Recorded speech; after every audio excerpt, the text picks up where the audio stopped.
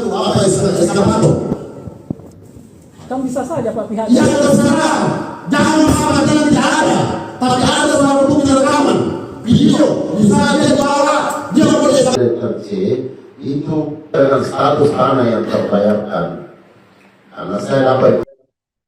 Rapat dengar pendapat atau RDP Komisi D DPRD Sulawesi Selatan yang membahas persoalan pembebasan lahan warga terkait proyek pembangunan tanggul dan jalan inspeksi Sungai Telo atau lanjutan di Kelurahan Telo Baru, Kecamatan Panakukang, Kota Makassar diwarnai ketegangan.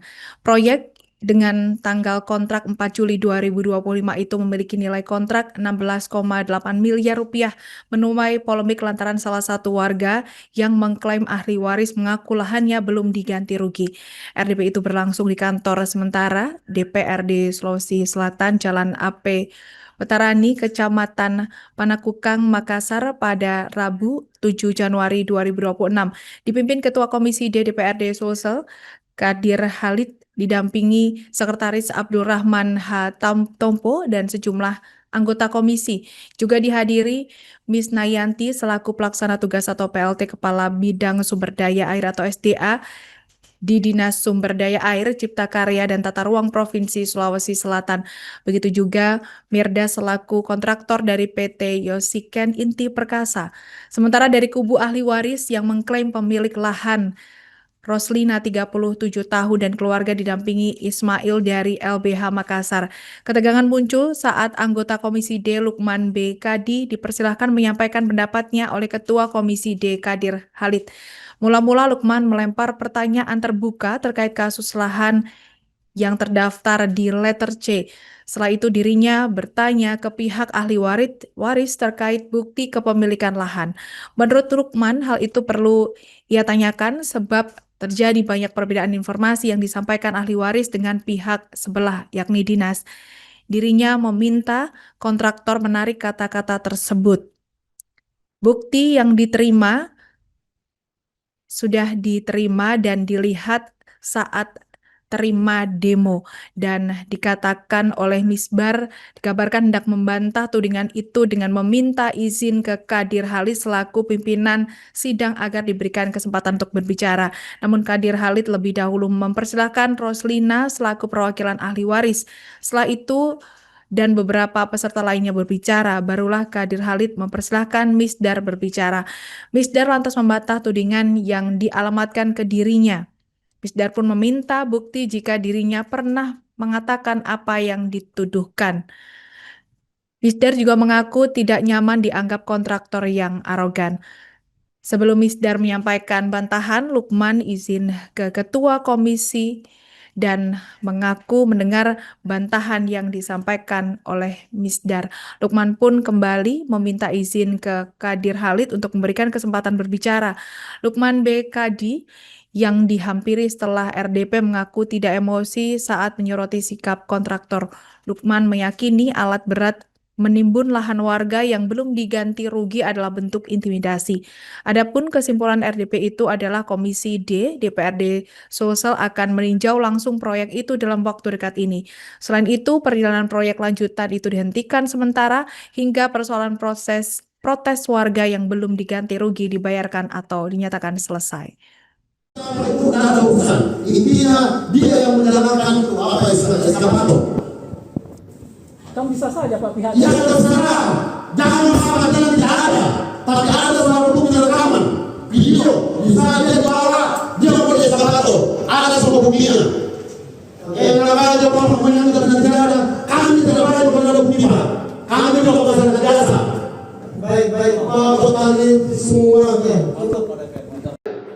Saya hanya, karena saya menerima aspirasi ini, pertanyaan pertama saya, apakah lahan yang ada di negara Republik Indonesia ini kalau terdaftar di letter C itu seperti apa hukumnya?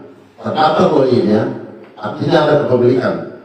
Yang kedua, saya bertanya kepada Pak ahli waris, apa pegangan Ibu sebagai ahli waris mengaku bahwa ini lahan saya? Itu dulu. Dan apakah Bapak, Ibu setiap saat membayar pajak. Nah, itu. Terus di antara lahan yang ada dikerja di sepanjang Sungai Taru itu, ini kan banyak tanah, banyak lahan. Apakah yang lain sudah ada yang terbayarkan? Dan apakah status tanah Bapak, Ibu sama dengan status tanah yang terbayarkan? Karena saya dapat informasi waktu saya terima informasi menerima bapak-bapak semua mau dikasih, tapi istilah tali kasih. Tali kasih berapa, Bu? Kalau istilah tali kasih berapa? 100 juta sekian hektar. Yang lain-lain berapa? Ada izin ke Pak? Saya langsung mau menanggapi pernyataan Ibu Ros yang mengatakan bahwa kontraktor mengancam menimbun mereka. Jadi saya sampaikan bahwa saya tidak pernah secara pribadi menyampaikan menimbun orang-orang di situ kalau kami bekerja, dia tidak. Kalau anggota saya ada yang menyatakan di lapangan, saya mau tunjukkan yang mana orangnya anggota saya. Karena jelas orang saya di sana ada pasaran 1, jurukul 1, itu jelas orang saya.